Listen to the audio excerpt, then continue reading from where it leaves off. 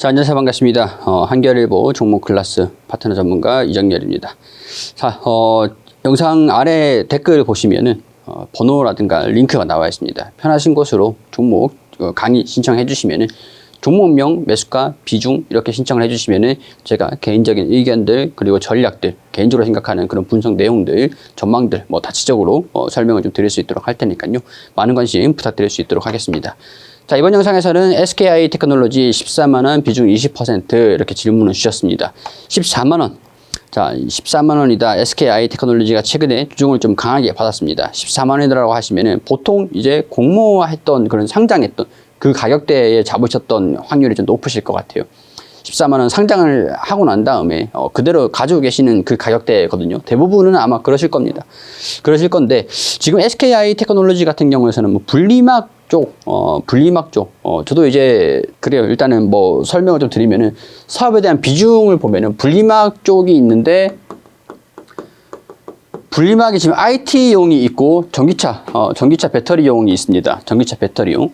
자, IT용에 대한 비중이 저번에 이전 같은 경우에는 6대4 정도였기 때문에 여기에 대한 뭐 중국의 의존도가 높았습니다. 중국의 의존도. 근데 우리가 알다시피 중국의 봉쇄가 좀 있었고 IT에 대한 수요가 조금 부진하게 되면서 이 비중이 실적에 대한 여파가 좀 있었습니다.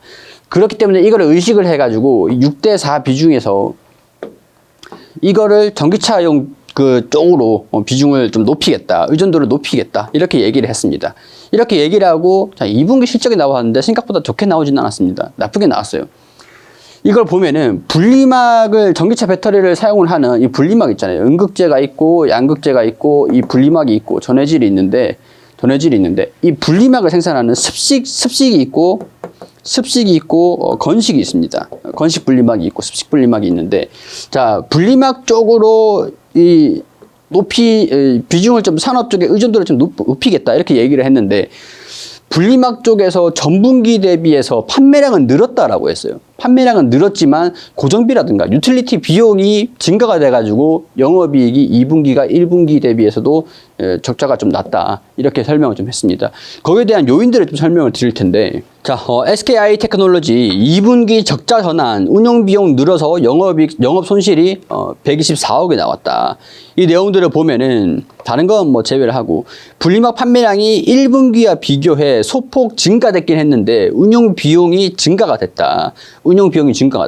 운영비용이라고 하면 우리가 쉽게 판단할 수 있는 거는 원가가 증가가 됐거나 아니면 가동률이 떨어져가지고 기본적으로 생산되는 그런 제품들이 낮아졌거나 생산 효율성이 떨어졌거나 아니면은 뭐 인건비가 증가됐거나 여러 가지 요인들이 좀 있을 수 있을 것 같아요. 일단 뭐 정확하게 이것 때문이다라고 분석된 내용들이 나와 있는 상태는 아닌데 일단은 좀 운용 비용 저는 이제 원자재 가격의 부담이 좀 증가가 됐었다.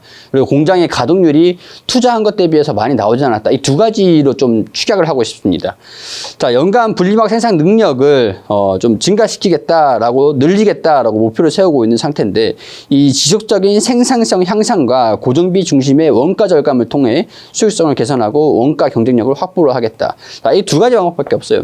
공장을 자동화를 시켜가지고 생산 효율을 높이던가 아니면 인건비를 줄이던가 아니면 원자재 수입하는 그 비용을 줄이던가 이것밖에 없거든요. 이거 지금 상황에서 이 얘기들을 보면은 자, 3분기 매출액 1,470억 원, 영업이익 9억 원으로 전망을 한다. 그래도 영업 손실이 축소가 되긴 할 것이다. 근데 상반기 반영되었던 로열티, 기회 손실 기저 효과로 적자 축소가 전망이 되는 상태고 유의미한 흑자 전환을 내년도에 가능할 것으로 판단이 된다라고 합니다.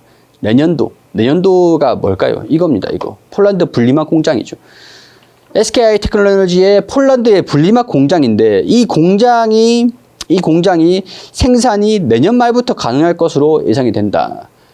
생각보다 적자가 이 원자재 부담이라든가 아니면은 고정비, 그 생산 효율 이런 것들을 정비하지 않으면은 아무래도 내년까지는 좀 이어질 수도 있을 것 같다라고 하고 있는 상황들이에요. 자, 기존 1, 2 공장 생산 능력이 연간 총 15억 4천만 제곱리터 규모의 리튬이온 배터리 분리막을 생산하게 되고 이 전 세계 분리막 시장은 계속 성장을 할 거다라고 보고 있는 상황이기 때문에 이런 뭐 일단 공장의 그 공장의 가동 시작과 함께 아무래도 영업이익에 대한 부분들은 고정비 감소 효과로 인해서 증가가 될 거다라고 봅니다. 근데 시간이 좀 필요하죠. 시간이 좀 필요하다.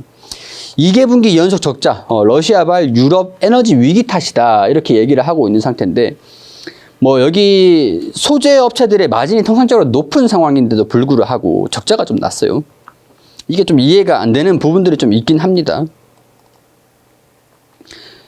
자, 글로벌 전지 시장은 건식 분리막보다 습식 분리막이 주도를 하고 있다. 습식 분리막에서 SKI 테크놀로지는 고품질, 고성능 중에서 글로벌 시장에서 우수한 평가를 받고 있다.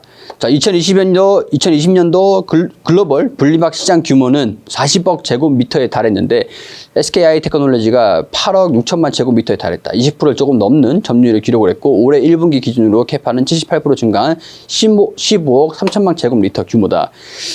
캐파, 기술력 모두 글로벌 탑티어 수준인데 지난해 14% 수준 영업이익을 기록을 했다.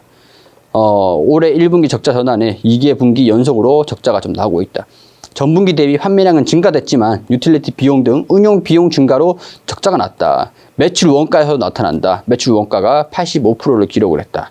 전년 동기 원가율은 61%에 불과했다. 그러니까 매출 원가가 매출을 제품을 생산하는데 원가 자체의 부담이 증가가 됐다라고 볼 수 있는 상황이에요.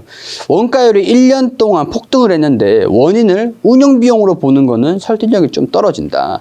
자, 원자재 사용 항목이 전년 대비 93%로 높아졌다.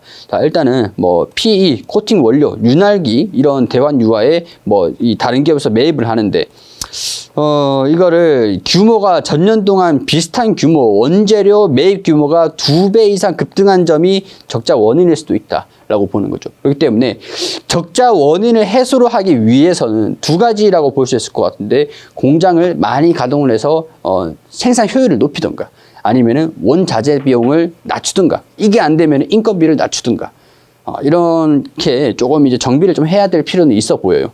그렇기 때문에 지금 이게 당장에 해결될 수 있는 문제냐, 원가가 낮아질 것이냐, 그건 이제 당장에 해결할 수 있는 문제는 아니라고 보거든요. 그렇기 때문에 제가 이제 궁극적으로 말씀을 드리고 싶은 것들은 시간은 조금 필요할 수 있다.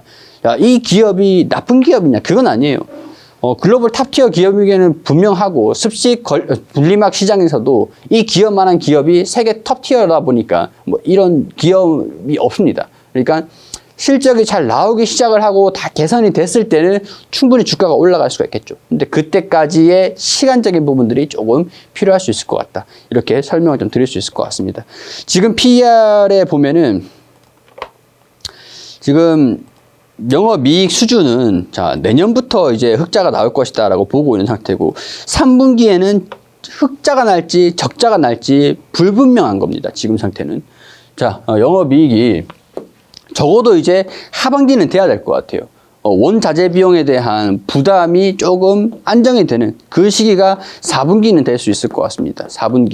4분기까지 이 공장에 대한 그게 좀 유지가 된다라고 한다면 영업이익이 적자가 축소가 됐다가 축소가 되지 않고 다시 확대가 됐죠. 이 3분기에 대한 부분들이 적자를 전망을 하는 것처럼 마이너스 9억이 될지 아니면 52억이 될지 아니면 이 사이에 흑자가 될지 일단 흑자가 되는 게 중요해요. 흑자가 되는 게. 근데 이게 적자가 날 수도 있다라고 하다 보니까 지금 대응 잡을 포인트는 아니에요. 대응을 잡아가는 그런 시기는 아니다라는 거죠. 자, 그러니까 영업이익을 일단은 3분기까지는 좀 보시고 3분기 이후에 4분기부터 이때는 이제 흑자 날 가능성들이 높다라고 보거든요. 그러니까 시기를 3분기 실적을 발표한 이후 4분기 실적을 기대를 하고 있는 이때쯤에 하반기에 연말에 다가갈수록 3분기 실적을 발표를 한 이후에 좀 지켜보자, 기대를 해보자, 연말쯤에 대응 관점으로 잡아보자 이렇게 정리를 좀 해드릴 수 있을 것 같습니다. 지금 주가가 떨어지고 있는데 뭐 굳이 지금 비중을 좀 낮추거나 그러실 필요는 없을 것 같아요. 지금 주가가 약세를 반영이 되고 있는 요인들은 불명확한 적자 이유라는 거죠. 불명확한 적자 요인들. 그렇기 때문에 주가가 약세 흐름들을 좀 보여주고 있는데 이거는 뭐 조만간 진정이 되긴 할 겁니다. 진정이 되긴 할 건데 3분기에도 적자가 날 것이냐 아니면 적자가 축소가 될 것이냐. 이게 포인트가 될 수 있을 것 같아요. 적어도 3분기까지는 실적을 먼저 체크를 하시고 그 다음에 회복을 하는 것들은 3분기 이후에 3분기 실적 이후에 한 연말쯤에 대응을 좀 잡아가시는 게 좋을 것 같습니다. 지금은 비중을 그냥 그대로 두시는 게 좋을 것 같고요. 굳이 뭐 떨어진 거 가지고 이 정도 버텼는데 이 정도 기간을 버텼는데 이거를 뭐 떨어졌다고 해가지고 손절을 하고 막 그럴 상황들은 아니잖아요. 어차피 버틸 수 있다라고 하시면은 지금까지 버티셨으니까 앞으로도 조금만 더 버텨보시고 연말까지는 대응 포인트들을 조금 밀어 놓으시고 연말로 가서 대응을 잡아가는 게 어떻겠냐 그런 의견들을 좀 드릴 수 있을 것 같습니다. 자, 그리고 그 블록딜 이슈도 조금 있었죠. 프리미어 파트너스라고 해가지고 2대 주주가 블록딜이었습니다. 근데 이제는 블록딜 오버행이 좀 한 번 있었는데 SK 이노베이션에서 뭐 SK 뭐 I 테크놀로지 그리고 뭐 SK온 뭐 이렇게 지분을 더 가지고 있습니다. SKI 테크놀로지의 블록딜 프리미어 파트너스 얘가 이제 2대 주주였잖아요. 2대 주주. 근데 1차 블록딜이 한 번 있었었고 2차 블록딜로 다 털어냈어요. 지금 이제 가지고 있는 지분은 최대 주주가 SK 이노베이션밖에 없습니다. 얘를 블록딜이 할까요? 블록딜에 대한 부분들은 이제 우려감들이 다 소멸이 됐다라고 보시면서 더 이상 블록딜이 없다라고 보시면 될 것 같아요. 자, 그렇기 때문에 유일한 것들은 실적이다, 실적. 가치주들은 원래, 시간이 좀 걸리는 편이기도 합니다. 그렇게 투자를 한다라고 생각을 해가지고, 결국에는 흑자가 나와서 흑자폭이 한번 흑자가 나기 시작하면은 흑자폭이 확대될 수 있는 기업은 맞아요. 산업이라는 것 자체에서 봤을 때는. 그러니까 지금은 적자가 나고 있고 좀 어려운 시기를 지나가고 있는데 이 시기가 지나가면은 흑자가 확대돼서 좋은 기업이 될 만한 기업은 맞다. 그렇기 때문에 이 기간들을 조금 버티자. 그런 의견들, 개인적인 생각들 말씀을 드릴 수 있을 것 같습니다. 자, 시기적인 부분들을 중심으로 잡고 대응을 좀 잡아가시면 될 것 같아요. 흑자가 언제 나올 것이냐. 그 시기는 저는 연말 이후가 될 것 같으니까 3분기 실적은 적어도 확인을 해보자. 이렇게 정리를 좀 해볼 수 있을 것 같습니다. 참고를 해보시고 전략을 잘 세우셔가지고 대응을 좀 잡아가셨으면 좋겠습니다. 자, 이런 것들 참고하셔서 도움이 되셨길 바라고 도움이 되셨다면 구독과 좋아요 부탁드릴 수 있도록 하겠습니다.